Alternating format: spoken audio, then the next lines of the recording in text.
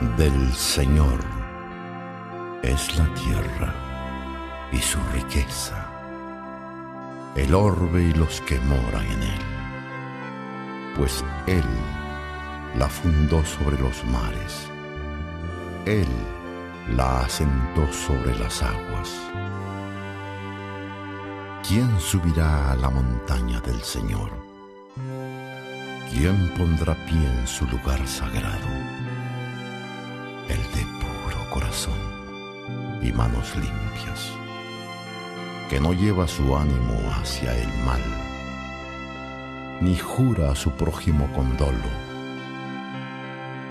Él obtendrá del Señor la bendición y la justicia de Dios, su Salvador. Tal es la raza de aquellos que lo buscan, de los que buscan tu faz, Dios de Jacob.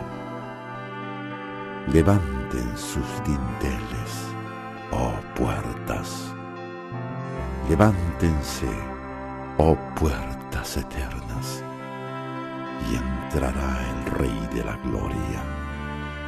¿Y quién es este Rey de la Gloria? El Señor, el fuerte y valeroso, el Señor, el valeroso en los combates. Levanten sus dinteles, oh puertas, levántense, oh puertas eternas, y entrará el Rey de la Gloria. ¿Y quién es este Rey de la Gloria? El Señor de los ejércitos es el Rey de la Gloria.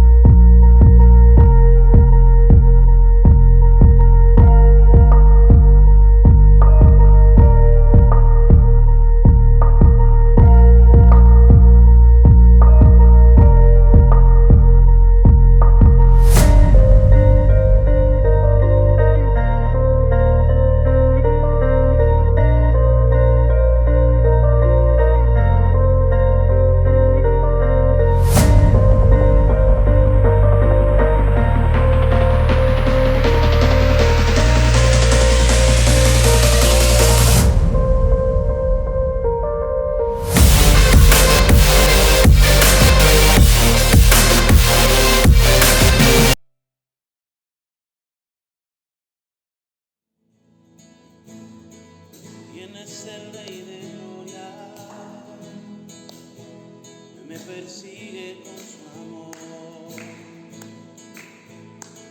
me asombran sus palabras, susurrando en mi interior. Mi conciencia me recuerda, necesito su perdón. ¿Quién es el Rey de Gloria? Hijo de hombre, hijo de Dios. Corre del universo,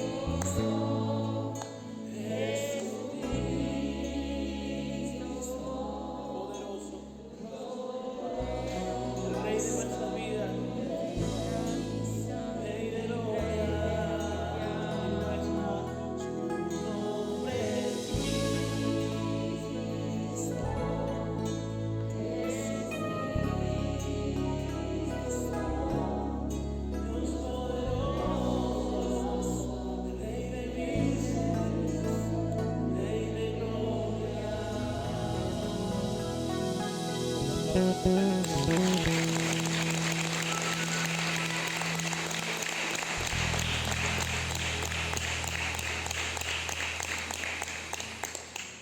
y te damos gracias, porque qué bendición poderte alabar.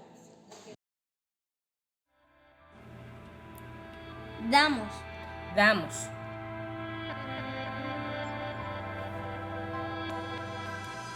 Porque aún hoy hay cristianos que sufren persecución. Damos porque 1.5 mil millones de personas viven y mueren en la pobreza. Damos porque los que nos rodean no han encontrado a Jesús. Damos porque al dar, ellos podrán conocerlo. Damos para extender el reino de Dios. Damos para ser parte de algo. Damos mayor que nosotros mismos. Damos porque para Jesús la indiferencia no fue opción. Y tampoco puede ser nuestra opción. Damos para cambiar tanto el mundo Como nuestros corazones. Damos porque adoramos a un Dios Que no es el dinero. Damos porque fuimos comprados a un precio extremadamente alto. Damos porque Dios dio. Y Él da. Y nunca dejará de dar. Es por eso que nosotros Damos.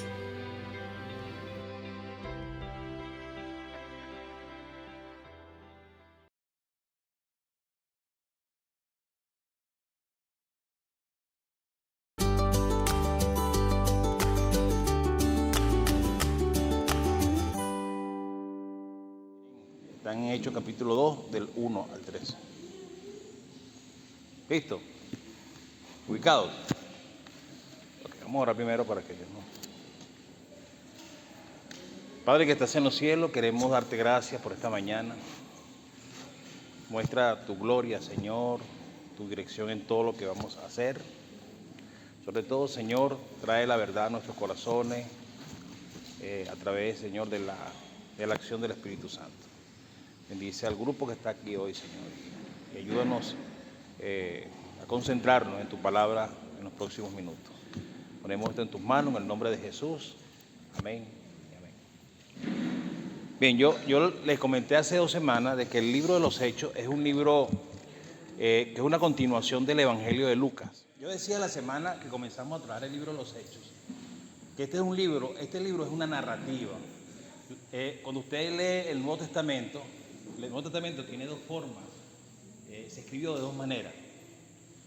Se escribió de la manera como una narración, un relato, que son los evangelios.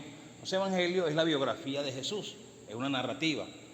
Y ahí vamos a encontrar, siempre vamos a encontrar teología en la palabra de Dios, pero más que todo es como un cuento real, una historia real. 4 hombres se pusieron a escribir sobre Jesús y cada uno lo vio de una perspectiva distinta. Ese no es el punto hoy, pero es una narrativa. Es la historia de Mateo, de Lucas, de Juan y de Marcos. ¿Correcto? Algunos coinciden, otros tienen ciertas diferencias, pero no diferencias doctrinales, sino diferencias en sus enfoques hacia Jesús. El libro de los Hechos es una continuación del Evangelio de Lucas, porque Lucas le escribe el libro a un excelentísimo hombre llamado ¿cómo? Teófilo. Al primero le dice, te voy a escribir sobre la historia de Jesús, de todo lo que hizo aquí en la tierra. Y en el segundo libro, que es el libro de Hechos, le escribe al mismo Teófilo y le dice, ya tú sabes lo que pasó con Jesús, ¿verdad? Que murió, resucitó. Ahora te voy a contar todo lo que ocurrió después que él partió al cielo, porque Lucas parte de ahí. Y el primer capítulo es un recuento, de alguna forma, una conexión del antiguo relato de Lucas con la nueva visión de lo que Lucas comienza a escribir. Es un libro muy histórico, porque a diferencia de los otros escritores, Lucas reseña muchas cosas que están allí todavía, que usted va a Jerusalén y la puede conseguir. ¿ok? Sitios que están históricamente indicados por los historiadores, valga la redundancia, Lucas los toma. Y bueno, y comienza a trabajar sobre la historia del nacimiento de la iglesia. Lucas habla en los primeros 13 capítulos, habla de esa primera parte de la historia de la iglesia, y luego comienza a hablar de Pablo. Desde el capítulo 13 al capítulo 28, él se va con la vida de Pablo y él se convierte en el biógrafo de Pablo prácticamente, porque está en la tempestad y nos estábamos hundiendo, o sea que Lucas estaba escribiendo allí.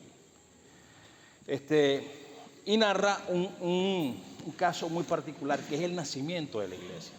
Fíjense bien, la iglesia nace con una promesa de parte de Jesús, de que era necesario que Él se fuera de este mundo para que llegara la persona del Espíritu Santo. No es que el Espíritu Santo no estaba cuando Cristo estaba acá, porque Él actuó, trabajó, murió, resucitó, ascendió a los cielos en el poder del Espíritu Santo. Y cuando los discípulos fueron de 2 en 2, ¿se acuerdan? Que fueron a hacer milagros y a trabajar, que dice que a unos de los 70 que fueron, a unos demonios se nos someten. Entonces, eso era bajo el poder del Espíritu Santo. Cristo actuó los milagros bajo el poder del Espíritu Santo. Él podía hacerlo solo. Algunos escritores dicen, bueno, él tenía el poder para hacerlo, pero la intención del Padre Celestial era que el Espíritu Santo trabajara en la vida de Jesús, haciendo todo lo que hizo. Bueno, en el libro de los Hechos hay el nacimiento de la iglesia y, por supuesto, el protagonista no son los discípulos, no son los apóstoles, es el Espíritu Santo. Por eso es que muchos escritores hablan del libro de los Hechos como Hechos del Espíritu Santo, o Hechos de Jesús y el Espíritu Santo, porque Jesús también es parte del protagonismo.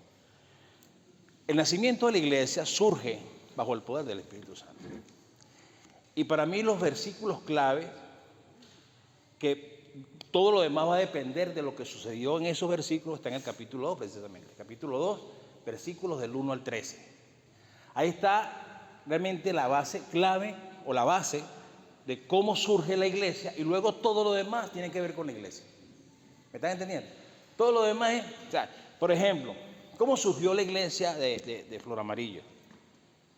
Surgió de un estudio bíblico y de la constancia, gracias hermano, y de la constancia de los hermanos de aquel entonces, hace 25 años, que insistieron en mantener el estudio hasta que ni siquiera los hermanos de acá, sino que un pastor de otra iglesia dijo, un pastor de Estados Unidos, ustedes aquí tienen una iglesia.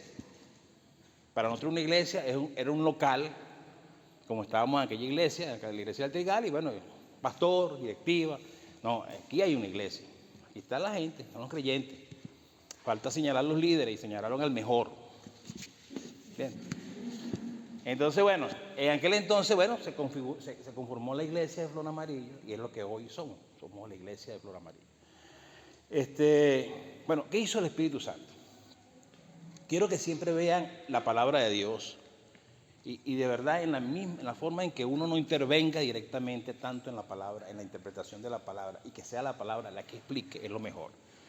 Vamos a ver hoy las cosas muy buenas que tiene que ver que la promesa la hizo el Padre, que Jesús dijo, yo no tengo que irme para que Él venga y tome control de todo. Es decir, ya yo no voy a estar, mi tiempo en la tierra va a finalizar.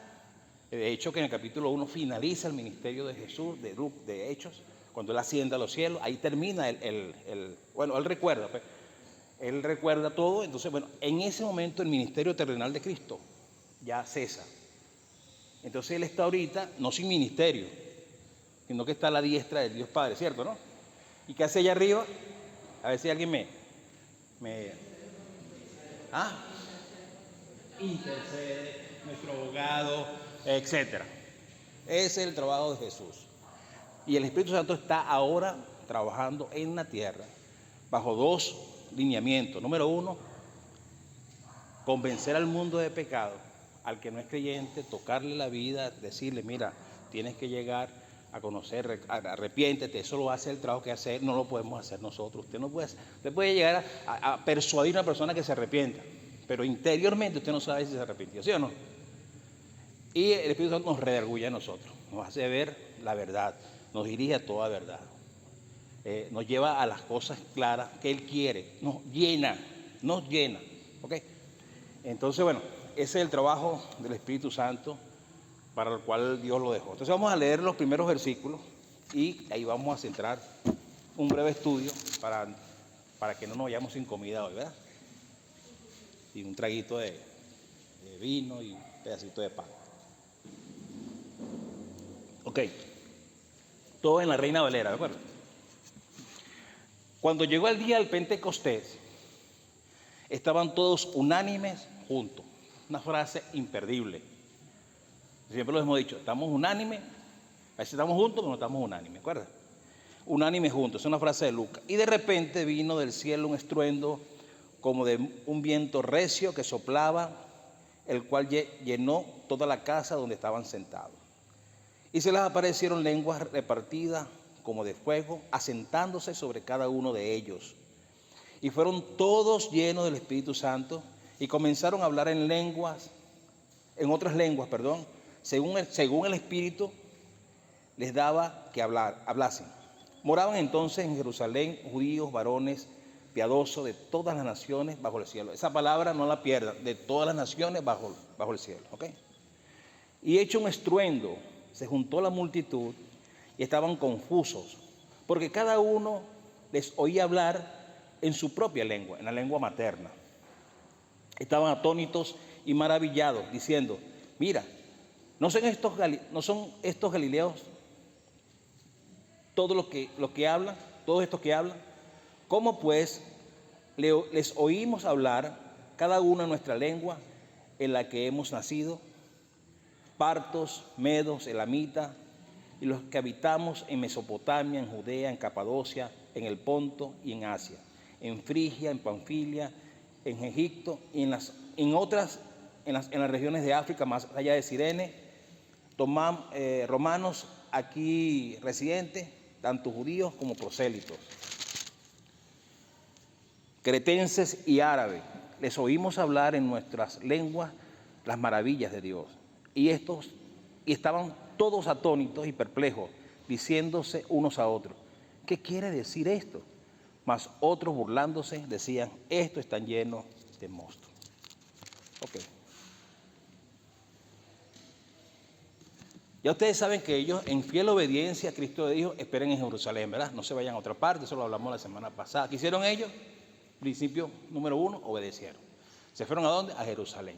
Otro que estuviera mal parado en el Señor se va a otra parte, porque si al líder lo matan y resucita, uno agarra por otra parte. Esta gente fue fiel y se fueron. ¿Cuánta gente eran, recuerdan? A ver, a la 1, a la 2, raspados. ¿Cuánto es? 120. Eran 120 personas. En esas 120 personas estaban los discípulos. Ya había el sustituto de Judas. ¿Recuerdan el sustituto de Judas? Se llamaba José. No, se llamaba Matías. Eso lo dijimos la semana pasada. Matías fue el sustituto. Entonces, estaban 12 de los discípulos, ya porque ya había un sustituto. Pero habían 120, y los discípulos no eran 120, ¿o sí? Había mucha gente. Estaban María y sus hijos, ¿recuerdan? Estaban otros discípulos, y de ese grupo de discípulos escogieron a 2, de ese 2 escogieron a 1. Es decir, habían 120 personas fieles todavía al Maestro que era Jesucristo. Esos 120 regresaron a Jerusalén y se fueron a un sitio, una casa que tenía un aposento, o sea, tenía un segundo piso, y ese se llamaba el aposento alto, no porque se llamaba por ello, es que así se llamaba, el aposento alto.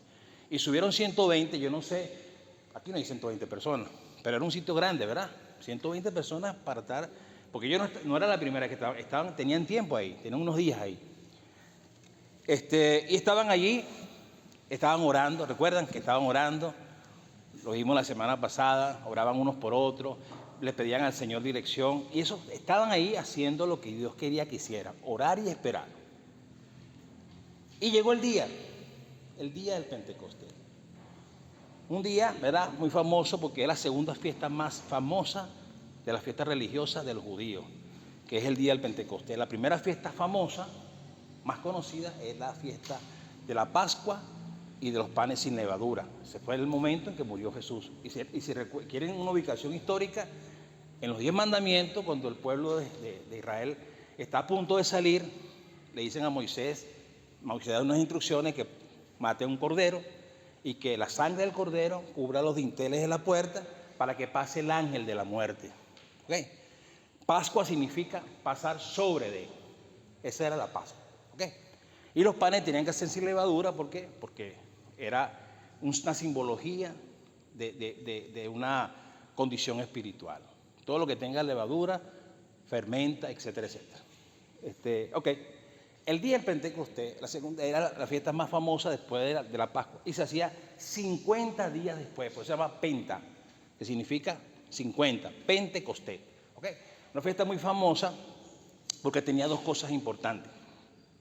Número uno, era la fiesta donde los judíos presentaban las primicias. Hay iglesias todavía hoy en día, iglesias que presentan las primicias de su sueldo. Por ejemplo, en enero, el primer sueldo de enero, de ellos dan la primicia, o lo dan todo. Yo espero que este año lo hagamos. Lo podemos hacer el mes que viene. Pero para el judío era sagrado. Entonces, de lo que él recogía, porque era una fiesta agrícola, todas las fiestas generalmente tienen que ver con productos agrícolas. Esta era la fiesta donde las primicias del trigo se le entregaban al sacerdote, Antiguo Testamento, ¿verdad? Y entonces se celebraba una fiesta que también se llamaba la fiesta de la semana. Se celebraba 50 días después de la Pascua. Es decir, Cristo tenía 50 días de haber muerto. Tenía 10 días de haber ascendido a los cielos. También la fiesta de las primicias, y eso tiene que ver, es un punto importante, porque ahí se recogen las primicias de la iglesia que estaban haciendo. Los primeros frutos de la iglesia. Y esos eran los primeros frutos del trigo. La fiesta de la semana, el día del Pentecostés. También vemos en Levítico, en el libro de Éxodo, que el día del Pentecostés Dios le entregó las tablas de la ley al pueblo de Israel. En el día del Pentecostés del Nuevo Testamento, Dios le entrega a la iglesia el Espíritu Santo. ¿Okay? Todo tiene conexión.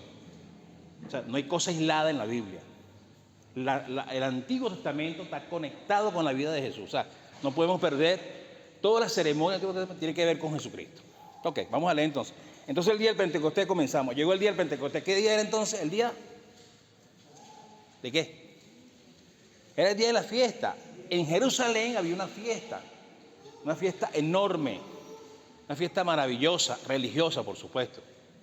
Ustedes han escuchado de que la procesión más grande está en el récord Guinness es de Venezuela, que es la fiesta de la Divina Pastora en Barquisimeto. ¿Sí han oído? ¿Sí? ¿No han oído? Bueno, la fiesta de la Divina Pastora tiene el Guinness, o sea, es la manifestación religiosa de mayor cantidad de personas asistiendo. Enorme, la tenemos nosotros. Bueno, esta fiesta era muy famosa. Esta era la fiesta de Pentecostés, ya dijimos todo lo que significa. 50 días después, fiesta de la semana, las primicias. Se está recogiendo las primicias del trigo para el judío normal que estaba allí. Pero el Espíritu Santo le dio una connotación profunda, que era el nacimiento de los primeros frutos de la iglesia, que eran los discípulos, y ya vamos a escuchar a otro grupo más. Ok, ¿qué más sigue ahí?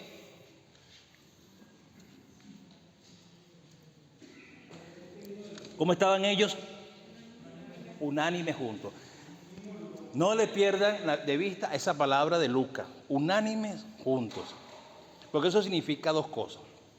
Significa que estamos geográficamente en el mismo sitio, como están ahorita, pero que están en un mismo sentir. Y en el mismo capítulo capítulo 2 van a ver al final de que eso tiene un sentido. ¿Por qué? Porque la iglesia está en un mundo hostil, el mundo romano. Un mundo hostil, el mundo judío. Los religiosos judíos eran peores que los romanos a veces. Los romanos daban cierta holgura, los fariseos eran, van a verlo a través de toda la historia. Perseguían a los que eran discípulos. En el capítulo 7 tenemos la muerte de Esteban. Entonces, eso lo provocan los religiosos. Entonces, estaban unánimes juntos. Si no están unánimes juntos, esa condición permite muchas cosas. Y quiero que tú puedes ir sudando, no estoy llorando. Si no estamos unánimes juntos, hay muchas cosas que yo hago. No llegan a mi No hay derramamiento del Espíritu Santo si no estaban en esa condición provocada por ellos mismos. Si ellos no dicen, mira, vamos a ponernos de acuerdo. Si eso no ocurre entre ellos, por supuesto eso es fruto del Espíritu Santo, pero tiene que tener la contribución, la colaboración del grupo, ¿verdad?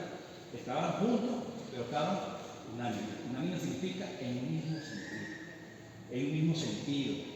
Tenían un norte. Y la iglesia de Cristo no puede tener dos nortes. No puede tener dos sentidos, ni tres, tiene que tener uno solo. En la función de la iglesia, en la misión de la iglesia, de ustedes y nosotros en la tierra es glorificar a Dios. Glorificar a Dios. Glorificar a Dios. Si esa misión, que tiene una serie de elementos, nosotros la perdemos, ¿verdad? Queremos tener un local grande, queremos tener un local bonito, para la escuela dominical. Si esa es la misión de la iglesia, entonces somos unos conductores. Eso lo puede hacer un ingeniero. Pero construir una iglesia es la labor del Espíritu de Dios junto con la iglesia, o sea, con nosotros. Ellos estaban unánimes juntos y es por eso que sigue el plan. El plan no se detiene. Seguimos. Ese es el primer versículo, ¿no? Estaban unánimes juntos y por eso, por esa condición importante, no hay freno para que Dios siga su plan. Aleluya, ¿verdad? Dios dice, este es mi plan. Vamos a seguir adelante porque hay condición. ¿Hay con qué? Versículo 2, el Enni. ¿Qué me dice ahí? El Enni. Ya está muy lejos, mira. Está muy lejos. Ponte por aquí cerca para que puedas leer. De repente un estruendo como de un fuerte viento vino del cielo y sopló y llenó toda la casa donde se encontraban. ¿El 2? Claro, pero ahí, ajá. Donde estaban sentadas. ¿Estás leyendo qué versión? Ah, contemporánea. De la antigua. Sí. Ah, ¿qué? El versículo 4. El 3, perdón, el 3. Ok, sigo hasta el 3. Entonces aparecieron unas lenguas como de fuego que se repartieron y fueron a posarse sobre cada uno de ellos. Hasta ahí. Ok. Fíjense bien. Hay una palabra que introduce Lucas acá que es de repente.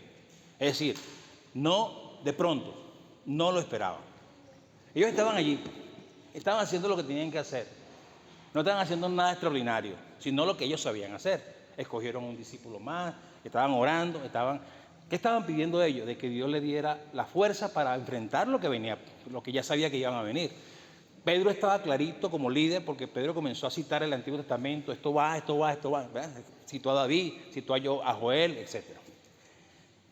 Pero no se esperaban porque Dios no avisa. Por eso que cuando pedimos milagros, Señor, yo quiero que esta semana se produzca. O sea, le estamos diciendo a Dios lo que tienen que hacer. El Señor le dijo, esperen, porque va a venir. Esa era la promesa. Y vino cuando ellos menos se lo esperaban. El día del Pentecostés. El día del Pentecostés.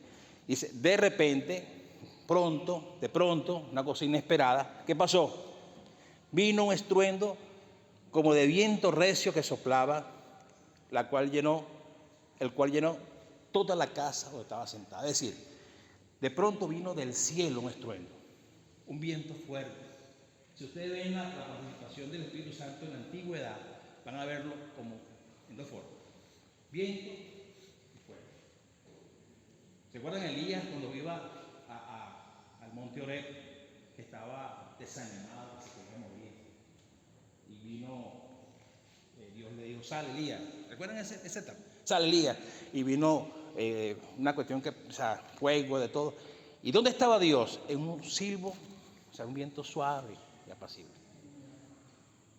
Siempre el Espíritu de Dios es como un viento, es como una ráfaga. Ese estruendo lo escuchó solamente el grupo que estaba allí. Porque la gente dirá, ese estruendo, los que estaban hablando, ¿qué pasa allá adentro? Los que escucharon eso eran los que estaban sentados allí. No solamente fueron los discípulos, todos los que estaban allí. Todos los que estaban allí merecían bendición, ¿sí o no? No solamente el grupo de 12. No escucharon nada más los pastores, que esos pastores todo el tiempo andan llenos. No. Todos los que estaban allí escucharon. Lenguas repartidas, viento fuerte. Y comenzaron a ver hacia arriba. No lo podían tocar. Pero tuvieron que ver, lo tuvieron que oír. Usted sabe cuándo sale el trueno, el rayo. Usted sabe dónde aparece, pero no sabe de dónde sale, ¿verdad? Un trueno. Usted no puede decir, no, el trueno fue allá. No, yo creo que fue allá. Tronó en el cielo. Bueno, eso sucedió y ellos sabían de que venía de lo alto. Y el versículo 3 dice, y se aparecieron lenguas repartidas, aquí utiliza un símil, como de fuego asentando sobre cada uno de ellos. Es decir, lenguas repartidas que eran visibles. Porque Lucas señala algo también. Oye, de repente oyen un estruendo y ven lenguas repartidas en los 12 que estaban ahí, ¿verdad? Los apóstoles, ¿sí o no? No, en todo, en cada uno de ellos. Entonces María, la madre de Jesús, también tuvo su coronita. Los hermanos de Jesús también tuvieron su lengua de fuego. Y los apóstoles. Todos los 120 recibieron eso. Es decir, la manifestación viene de arriba. La iglesia la establece Dios. No la establece un sesudo que estudió 50 años de teología y dijo, este es el hombre que no habla, este padre, lanza así una Biblia y salen miles de personas. No. La iglesia la funda el Señor. El líder de la iglesia es el Espíritu de Dios. Es el rector de la iglesia. Y la iglesia se está estableciendo de lo alto. Siempre vean eso, de lo alto. Cuando la iglesia no es establecida de lo alto, deja de funcionar. No hay manera de sostener un grupo animado bíblicamente sin estar inducido por el Señor. Así que esta iglesia nació de lo alto, con un estruendo, con lengua repartida, símbolo siempre de la presencia del Espíritu Santo. Y eso tiene que ver cuando se establece en la lengua, en la hermana María, la hermana María está diciendo dos cosas: una condición y una posición. Una condición y una posición. O sea, cada creyente tiene la condición de que tiene que tener ¿a quién? Al Espíritu Santo. No deben decir, porque el Espíritu Santo ya no mora, ya no está en todas partes. Ahora en cada creyente. Esa es la función nueva del Espíritu Santo. El que estaba en todo lugar, ¿cierto? En el principio se movía sobre la faz de las aguas, ¿o no? Pero ahora lo que está indicando es una identidad con los creyentes. A ella le doy la condición y la posición como creyente ahora. Esto es lo mejor. Trabaja en forma individual. La hermanita que cree que solamente ora y que eso, cónchale, no es suficiente. La que da la clase a la hermanita, al joven que va a su casa. Oye, ese no es el trabajo que hacen los demás, pero bueno, yo hago eso. Ella también está siendo útil para el Señor, porque a ella Dios también le dio la condición especial. El Espíritu Santo ahora comienza a morar en su vida. Ya el templo de Jerusalén ya no tiene validez, aunque estaba en pie. 70 años, 40 años después, el templo de Jerusalén lo destruyen totalmente. Y el judío comenzó a verse mal porque ¿dónde se iba a reunir? El cristiano no. El cristiano era morada del Espíritu Santo. Morada del Espíritu Santo. Y por eso tenemos que tener sumo cuidado. Tenemos que tener sumo cuidado. Si usted es creyente, el Espíritu Santo está en su vida. Usted puede ser un mal creyente. Puede ser buen creyente o puede ser un mal creyente. Porque hay malos creyentes, ¿cierto? Porque la Biblia Pablo habla del cristiano como hombre natural, que no tiene Cristo. Habla del cristiano carnal, el que tiene a Cristo sin gobernar a Cristo. Y habla del cristiano, por supuesto, que trabaja para el Señor. Entonces, si el cristiano carnal o no, eso no es el problema. El problema es que tiene el Espíritu Santo y lo tiene relegado. Él toma la decisión. Pero el Espíritu Santo está allí. ¿Ves? Porque es parte de lo que hace Dios con la iglesia, con la nueva iglesia. O con la iglesia. Ok. Bien. Versículo 4, ¿qué me ayuda? Y fueron todos llenos del Espíritu Santo, comenzaron a hablar en otras lenguas, según el Espíritu les daba que hablar. Moraban entonces en Jerusalén judíos, varones piadosos de todas las naciones conocidas. Y hecho este estruendo, se juntó la multitud, y estaban confusos, porque cada uno les podía hablar en su propio idioma. Hasta allí. Ok. Versículo 4 dice, ¿y todos fueron qué? Llenos. Fíjense bien, importante, pero lo voy a decir. Quien llena quien nos llena internamente es el Espíritu Santo. Hay dos cosas que ocurren con nosotros. Somos bautizados por el Espíritu Santo cuando creemos en Cristo, ¿cierto? El día que usted entregó su vida a Cristo, usted es bautizado por el Espíritu Santo.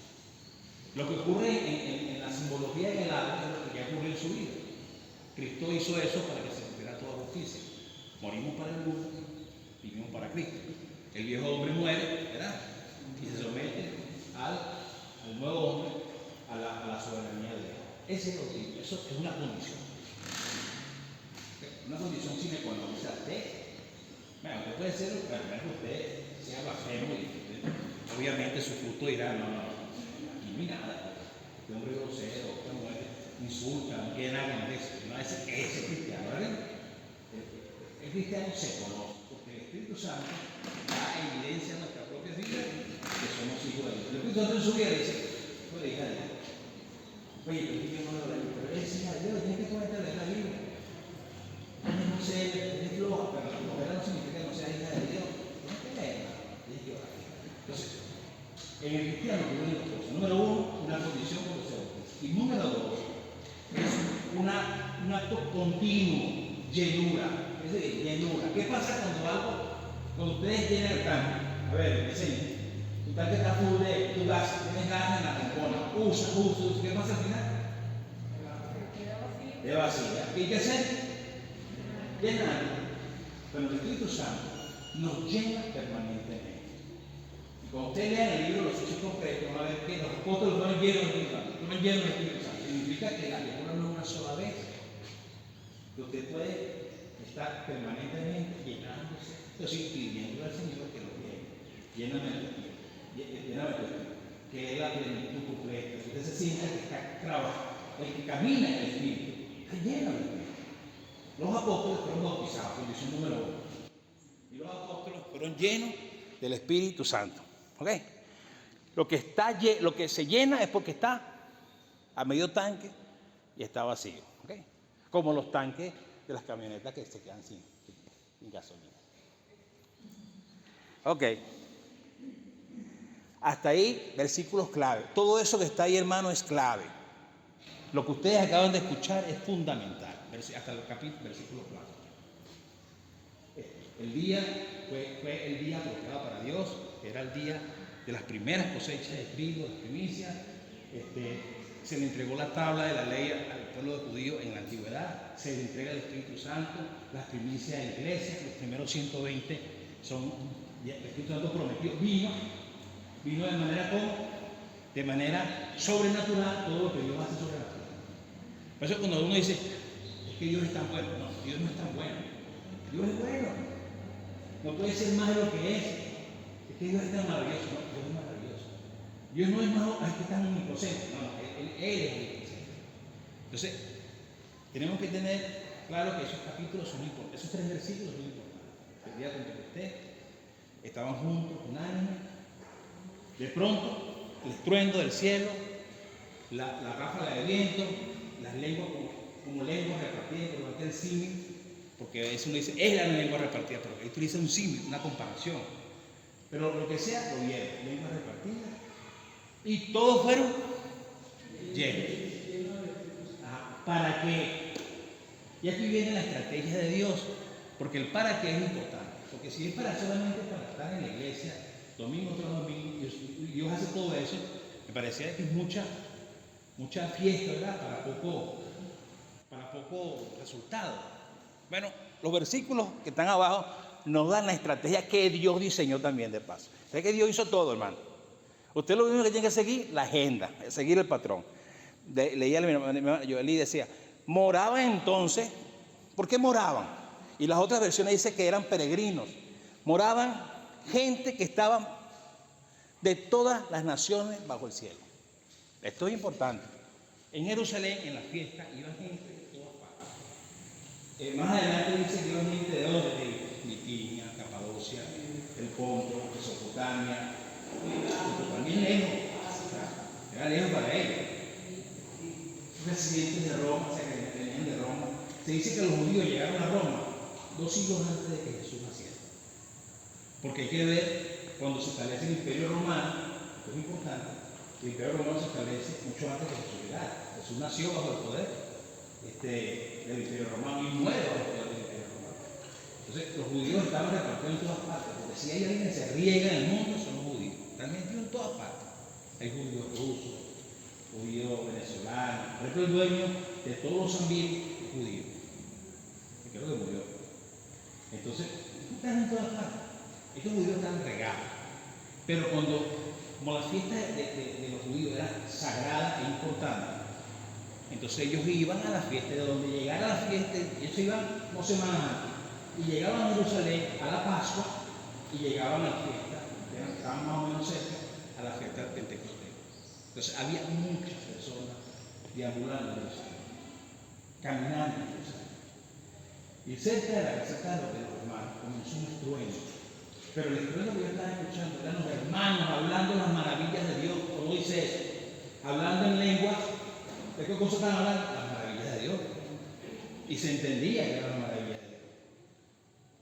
Y ellos escucharon todo eso. Estas personas judías y prosélitos, ¿saben lo que es un prosélito? ¿Alguien sabe qué es un prosélito? Perdón. Una persona convertida al judaísmo y que tenía que pasar por los ritos de la circuncisión. Yo creo que me meten en el club, no, vete para acá. Y pelando el pedernal, el cuchillo. Eso era horroroso. Pero yo quería ser judío. Y había muchos prosélitos que adoraban a Dios. Y comenzaron a llegar a las fiestas. Pasaron y escucharon el ruido de los hermanos. Los hermanos, 120 personas alabando a Dios, no haciendo bulla, alabando a Dios, no sin sentido, alabando a Dios. Y yo hasta el momento no sé cómo hicieron, porque estaban en la parte alta, ¿verdad?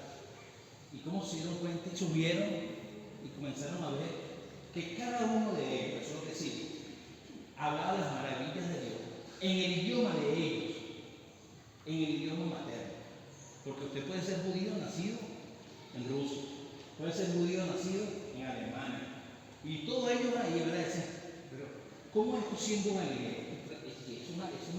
Es una expresión despectiva, porque la gente en Galilea no era gente, venía con mucho conocimiento. La gente de Galilea eran pescadores o agricultores. Entonces, ¿cómo estos siendo galileos pueden hablar nuestro idioma? Sí, que saben ellos de nuestro idioma materno. Y ahí está, hermano, el mundo conocido está ahí. Hermano, usted dice, toda la nación debajo del cielo que estaba viviendo. Había gente de Roma, de Egipto, de Sirene, de Grecia, de todo lo que es de Egipto, Asia Menor, todo lo que es el Asia Menor, que para nosotros hoy en día es Turquía. Todo eso, habla turco, turco ahora, toda esa gente estaba allí, pero eran judíos y prosélitos. Y comenzaron a oír las maravillas de Dios en su propio idioma. Porque dice la Biblia, esto no lo pierdan de vista, que el Espíritu le daba a cada uno que hablase en un idioma. Es decir, no todos hablaban en el mismo idioma, hablaban distinto. Ella hablaba alemán, el otro hablaba romano, el otro hablaba colombiano. Entonces todos hablaban distinto y todos esos hermanos, mira, pero la hermana es me habla en mi idioma, yo no soy colombiano. La escuchaba, la paisana hablando, y ella hablaba, ella escuchaba, otro escuchaba otra, todos los que estaban subiendo decían, no, esto es maravilloso. Y algunos que estaban maravillados, y otros decían que estaban borrachos. Entonces, para no seguir con el mensaje de la semana que viene, vamos a hablar de acá, pero quiero que recapitulemos. Dios quería llegar al mundo, a todo el mundo. Dios quería llegar a todo el mundo. Dios se valió de una expresión espiritual de máxima magnitud, que era la llegada del Espíritu Santo.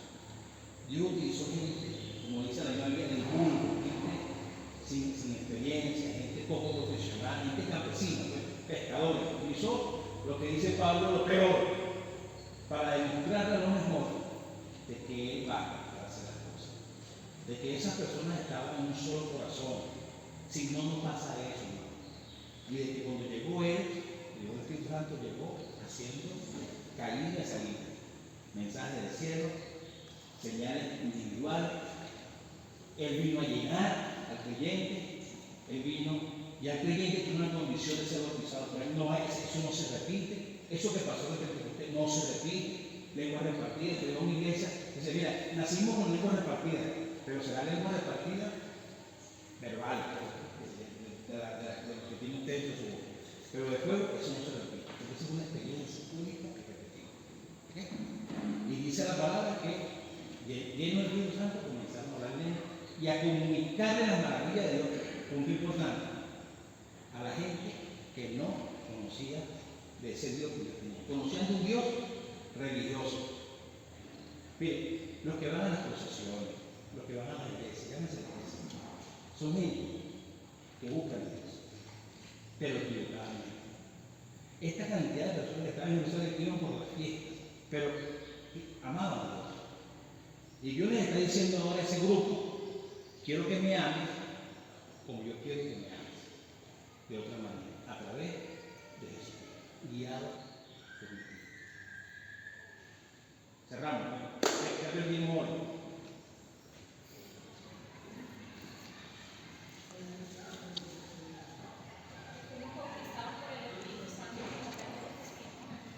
Perdón. Somos bautizados por el Espíritu Santo en el momento que recibimos al Señor como nuestro Salvador. Eso nos deja una condición diferente espiritual delante del Señor. Y el Señor sí nos quiere llenar constantemente, el Espíritu Santo nos quiere llenar constantemente nuestras vidas. La acción de llenar, el Espíritu llena porque Dios hace que el Espíritu haga esa labor. ¿Okay? Pero la idea es que siempre esté al tope, como el tanque de gasolina, que se derrame, que sobreabunde, que estemos así. Okay, ¿qué otra? Debemos estar unánimes y juntos para que el Espíritu se manifieste. Los planes de las iglesias, de la organización incluso, cuando no hay visión comunitaria, es decir, tú puedes tener la mejor idea. Las compañías fracasan con mejor idea. No porque le deje hacer mal, sino porque son ideas entubadas de una sola persona. Pero si las compañías dieran, por decir, la gente capacitada, la gente compartida, eso se llama estar en conexión. Bueno, la iglesia no es diferente. Nosotros debemos estar conectados, somos hermanos, debemos amarnos, debemos estar juntos, porque separados no podemos hacer nada. Con divisiones no hacemos nada. Un grupo que vive dominical y se alimenta dominicalmente. Pero no solamente lo que nos debe unir no debe ser nada más los problemas. Debe unirnos a los logros espirituales. Mira, estoy orando más. Póngase con alguien de acuerdo del tiempo de oración, comience con 5 minutos en la mañana. Hay un tiempo de oración, de la mañana de 6 a 8, de 12 a 2 y de 6 a 8. Lo tenemos, eso no se elimina. Pero nadie ha dicho, wow, tremendo, aprendí. Eso es importante. La oración nos lleva a Dios. Nos hace ver que las oraciones del creyente son como incienso delante de Dios. Ok, ¿qué más aprendí? Yo no de casualidad. O sea, no fue una casualidad que hubieran tantas personas de otras naciones para que se manifestara. Ese era el momento. El momento que nace Cristo es importante porque se hizo un censo. El emperador Augusto dijo, vamos a hacer un censo para saber cuánta gente tengo para levantar el impuesto. Esa era la lógica. Y cada uno se padronó en su propia tierra. Tienen que van a Galilea, a Belén, María y José y Burrito, y lo tenían que censar. Ese censo iba a Roma y dice, mira, yo tengo en Palestina hay 8.000 judíos. Esa era la visión del emperador. La visión de Dios fue que a través de ese movimiento que él produjo, hizo que el emperador hiciera nacer a su hijo en Belén, tal cual como estaba profetizado 600 años atrás. Así maneja Dios su problema. No fue para otro, para Lucas fue de pronto, de repente, fue para Dios. No fue que se incluyó esto. No, eso venía. Eso iba a producir. ¿Sí? Y los judíos no creyentes se quedaban asombrados porque él iba a hablar en idioma de Dios. Él tenía que hablar en idioma porque Dios lo había llegado. Los judíos no creyentes, exacto, los judíos creyentes en Dios, pero no creyentes en Cristo. Quedaron sorprendidos de que le hablaran las cosas de Dios, no que al hablar, mira, mañana vas a conseguir trabajo, no, las cosas de Dios.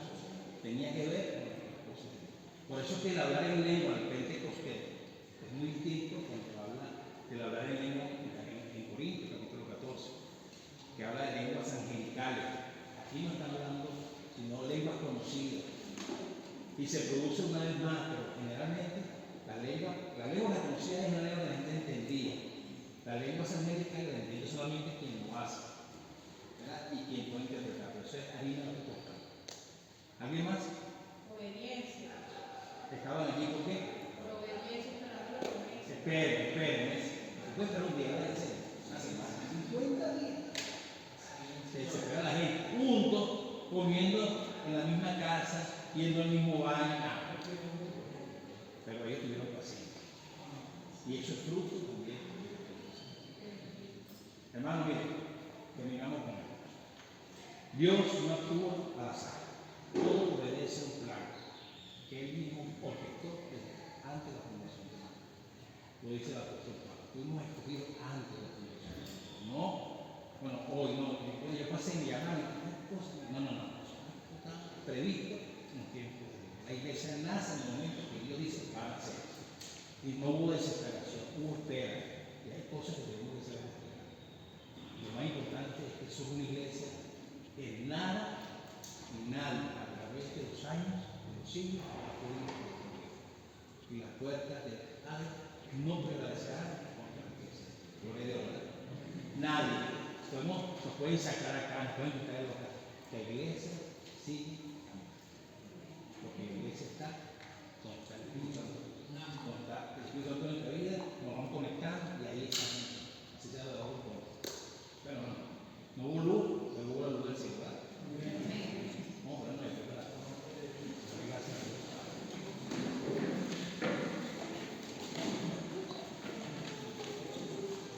Y la hermana habló de lenguas pasadas. Colombianas, me dijo, ¿verdad? Me lo echó en la cara. Eso me ofendió. Padre, que estás en los cielos, queremos darte gracias por este tiempo, Señor. Porque a pesar de no haber energía eléctrica, pudimos tener la frescura de tu Espíritu Santo en medio nuestro, Señor, a través de tu palabra maravillosa. Gracias, Señor, por ella. Gracias porque tu Espíritu nos dirige a toda verdad. Que esta verdad aprendida en el día de hoy podamos asimilarla adecuadamente durante la semana, Señor, y seguir investigando sobre lo que tú haces desde la fundación de tu iglesia. Bendice a mis hermanos, que tengan un buen almuerzo. Despídele con tu paz. En el nombre de Jesucristo, nuestro Señor. Amén.